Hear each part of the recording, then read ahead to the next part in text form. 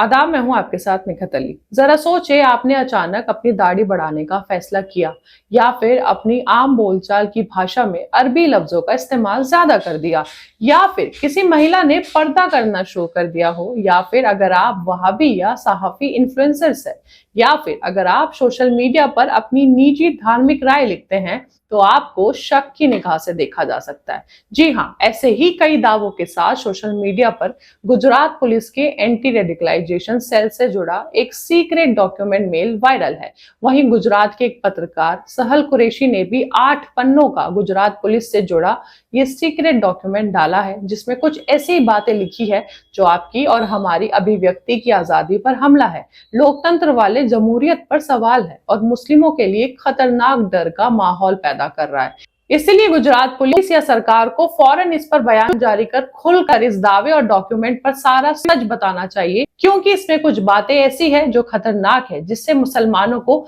सीधा सीधा जेल में डाला जा सकता है। अब आपको बताते हैं कि आखिर 8 पन्नों का ये डॉक्यूमेंट क्या है और इसमें क्या क्या लिखा है, जिसकी वजह से डर का माहौल पैदा हो रहा है। आप जानते ही होंगे, गुजरात में राष्ट्र विरोधी गतिविधियों पर नजर रखने के लिए ARC यानी एंटी रेडिकलाइजेशन सेल की शुरुआत की गई थी, और जो दस्तावेज इस वक्त सोशल मीडिया पर वायरल है वो गुजरात के स्टेट इंटेलिजेंस ब्यूरो का एंटी रेडिकलाइजेशन SOP है, यानी पुलिस को दिए गए निर्देश है, जो पिछले महीने जून में भेजे गए हैं, जिसमें बताया गया है कि अगर किसी शख्स के कट्टरपंथ से जुड़े होने का शक हो तो उसे कैसे पहचानना है और क्या प्रक्रिया अपनानी है। अब आपको बताते हैं कि गुजरात पुलिस को भेजे गए इस वायरल डॉक्यूमेंट मेल में क्या क्या लिखा है और क्यों ये खतरनाक है, और हम क्यों बार बार कह रहे हैं कि गुजरात पुलिस और सरकार को फौरन इस मामले में एक बयान देकर इस दावे की सच्चाई बतानी चाहिए। अब सुनिए, इस SOP के वायरल डॉक्यूमेंट में गुजरात पुलिस को 5 चरणों में कट्टरपंथ की पहचान करने की बात कही गई है। पहले चरण में कहा गया है कि सोशल मीडिया पर कौन क्या क्या लिख रहा है, सरकार के विरोध में क्या लिख रहा है, देश के विरोध में क्या लिख रहा है, उस पर कड़ी निगरानी रखी जाए। कट्टर धार्मिक गुरु, धार्मिक संगठन या फिर कोई शख्स कट्टरता से अपने धर्म का पालन करता हो या फिर सलाफी और वहाबी इन्फ्लुएंसर हो, उस पर भी कड़ी निगरानी रखी जाएगी। इसके बाद आता है दूसरा चरण, जिसमें कट्टरपंथ की शुरुआती पहचान कैसे करनी है, यानी जिन्हें कट्टरपंथी के लिहाज से देखा जा सकता है। एक एक करके बताते हैं। अगर किसी ने अचानक दाढ़ी बढ़ानी शुरू कर दी हो, अचानक नकाब पहनना शुरू कर दिया हो, हिजाब करना शुरू कर दिया हो, पर्दा करना शुरू कर दिया हो, अरबी लफ्जों का इस्तेमाल ज्यादा कर दिया हो, अचानक अपने परिवार और दोस्तों से दूरी बना ली हो, मुस्लिमों के साथ होने वाली घटनाओं पर ज्यादा गुस्से वाली राय रख रहा हो या फिर विरोध कर रहा हो ज्यादा, अरब देशों से घूम कर आया हो और उसके रवैये में बदलाव हो, तो सबको कट्टरपंथ के शक के दायरे में रखा जाएगा और सबकी जांच की जाएगी। जी हाँ, गुजरात पुलिस को मिले सीक्रेट वायरल दस्तावेज में ये तक कहा गया है कि आपकी सामाजिक गतिविधियों पर भी नजर रखी जाएगी, जिसमें ये भी देखा जाएगा कि आप मस्जिद में इत्तिकाफ में बैठते हैं या फिर उर्दू कॉलेज या मदरसों का दौरा करते हैं या फिर इस्लाम का हवाला देकर स्कूल या नौकरी छोड़ देते हैं, तो भी आपकी जांच होगी। फिर आपकी निजी गतिविधियों पर भी नजर रखी जाएगी, जिसमें अगर आपको जंगल जैसी जगहों का शौक है और आप बार बार किसी जंगल में जाना पसंद करते हैं, तो भी आपको शक की निगाह से देखा जाएगा। और अगर आप गल्फ, POK या अफगानिस्तान में अपने दोस्तों या परिवार से भी बात कर रहे हैं, तो भी आपको शक की निगाह से देखा जाएगा और आपकी जांच की जाएगी। वहीं अगर आप कैश का भी ज्यादा इस्तेमाल कर रहे हैं, तो भी आपकी जांच होगी। आपके फोन पर भी निगरानी रखने का दावा किया गया है, जिसमें आपके मोबाइल फोन में VPN, सिग्नल या एन्क्रिप्टेड ऐप डाउनलोड करना शक के दायरे में आएगा। और अगर आप टेलीग्राम में कुछ ग्रुप्स का हिस्सा है, तो भी आपको सावधानी बरतने की जरूरत होगी, क्योंकि ये भी एक जांच का विषय बन जाएगा। और सिर्फ जांच नहीं, इस पर UAPA जैसा मुकदमा लगाकर जेल में भी डाला जा सकता है। जी हाँ, आपको बता दें, गुजरात पुलिस के इस वायरल दस्तावेज में यह भी लिखा गया है कि अगर पुलिस को लगता है कि कोई शख्स कट्टरपंथ की तरफ आगे बढ़ रहा है, तो सबसे पहले उसे अपराधी नहीं माना जाएगा। SOP के मुताबिक पहले उसकी काउंसलिंग की जाएगी। अगर इसके बाद भी वो किसी आतंकवादी या गैर कानूनी गतिविधि में शामिल होता है या उसकी तैयारी करता है, तो उसके खिलाफ BNS और UAPA जैसे कानून के तहत कार्रवाई की जाएगी। इसके अलावा SOP के मुताबिक अगर किसी शख्स की काउंसलिंग हो चुकी है, तब भी उसकी गतिविधियों पर काफी वक्त तक नजर रखी जाएगी और पुलिस वक्त वक्त पर उसकी रिपोर्ट तैयार करेगी।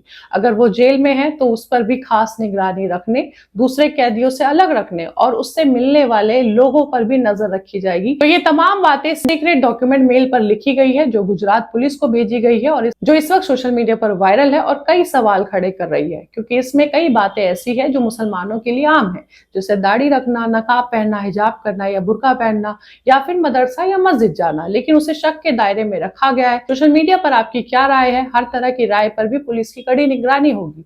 इसलिए गुजरात सरकार को और पुलिस को जल्द से जल्द इस वायरल मेल डॉक्यूमेंट की सच्चाई बतानी चाहिए कि क्या ये सच है या फिर असामाजिक तत्वों का कोई खेल जो मुसलमानों में डर पैदा करवाना चाहता है। हमने पिछले भी कई मामले ऐसे देखे हैं जहां मुसलमानों में डर फैलाने या उन्हें फंसाने की साजिश की गई है और आज वो जमाना है जो साइबर फ्रॉड से भरा हुआ है, जहां असामाजिक तत्व एआई और तकनीक का इस्तेमाल कर कोई भी डॉक्यूमेंट बना सकता है। अभी हाल ही में हमने फरवरी का मामला देखा था जहां आरोपियों ने स्टेट बैंक ऑफ इंडिया जैसी दिखने वाली एक वेबसाइट बनाई, नकली वेबसाइट बनाई और इसमें एक बड़े पैमाने पर लोन के नाम पर पीड़ितों से करोड़ों रुपए की ठगी की गई। तो हम इसलिए सोशल मीडिया पर गुजरात पुलिस को एआरसी यानी एंटी रेडिकलाइजेशन सेल पर भेजे गए इस वायरल डॉक्यूमेंट पर यकीन करने के बजाय सीधा गुजरात सरकार और पुलिस से सवाल कर रहे हैं कि फौरन इस डॉक्यूमेंट को लेकर जल्द से जल्द सारी बातों को साफ किया जाए और बताया जाए कि आखिर सच क्या है। अगर ये झूठ है और फर्जी डॉक्यूमेंट्स है जो असामाजिक तत्वों ने डर फैलाने के लिए बनाया है तो उन्हें फौरन गिरफ्तार किया जाना चाहिए, क्योंकि इन डॉक्यूमेंट्स को गुजरात इंटेलिजेंस ब्यूरो की बहुत ही डिटेलिंग के साथ बनाया गया है और अगर ये सच निकला है तो ये लोकतंत्र और अभिव्यक्ति की आजादी पर हमला है और मुसलमानों के लिए खतरनाक है।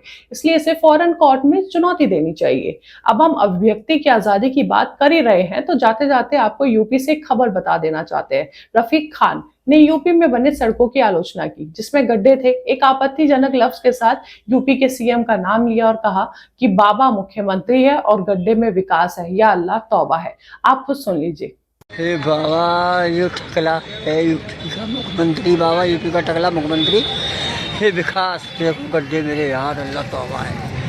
अब इसके बाद रफीक खान को यूपी पुलिस गिरफ्तार कर लेती है, जहां वो लंगड़ाते हुए जेल से निकलते हैं और हाथ जोड़कर माफी मांगते हैं और कहते हैं मुझसे गलती होगी, मैंने वीडियो बनाई, अब कभी नहीं बनाऊंगा, मुझे माफ कर दो। ऐसा उन्होंने 3 से 4 बार दोहराया। जाहिर है कहा गया होगा ऐसा करने के लिए। आप सुनिए।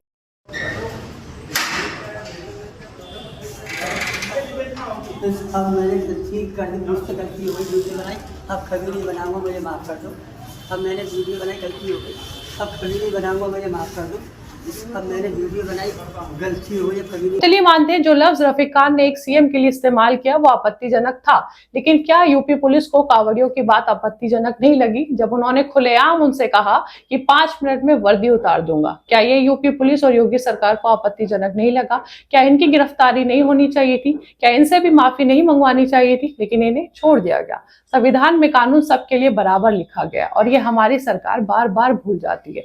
बहरहाल इस खबर का मकसद आपको बताना सिर्फ ये था कि सोशल मीडिया पर ये डॉक्यूमेंट वायरल है और बड़ा दावा इसमें किया जा रहा है और हम चाहते हैं कि गुजरात सरकार फौरन इस पर एक बयान जारी करे और बताए कि आखिर सच्चाई क्या है। अब आप इस खबर को लेकर क्या सोचते हैं? अपनी राय हमें कमेंट बॉक्स में बताइए। हमारे चैनल मिल्लत टाइम्स को सब्सक्राइब कीजिए। अभी के लिए इजाजत दीजिए। बहुत बहुत शुक्रिया। अगर आप चाहते हैं कि मीडिया के मैदान में हमारी कोई आवाज़ बने, मिल्लत टाइम्स मजबूत हो और इसी तरह आज़ादी के साथ ये इदारा काम करता रहे, तो आपको इसकी मंथली मेंबरशिप और सब्सक्रिप्शन लेनी होगी। ज़्यादा नहीं, महीने में 99 या 299 की भी आप मेंबरशिप लेंगे, ये इदारा मजबूत बनेगा। आपकी आवाज़ को इसी तरह मिल्लत टाइम्स उठाता रहेगा। यहाँ एक QR कोड आपको दिख रहा है, इसको आप स्कैन कर सकते हैं या डिस्क्रिप्शन में हमारी वेबसाइट का लिंक मौजूद है, उस पर क्लिक कीजिए। इस तरह का पेज खुलेगा आपके मोबाइल पर, जहाँ पहले अपना नाम लिखना है, जिस तरह कॉलम बना हुआ है फर्स्ट नेम एंड लास्ट नाम का।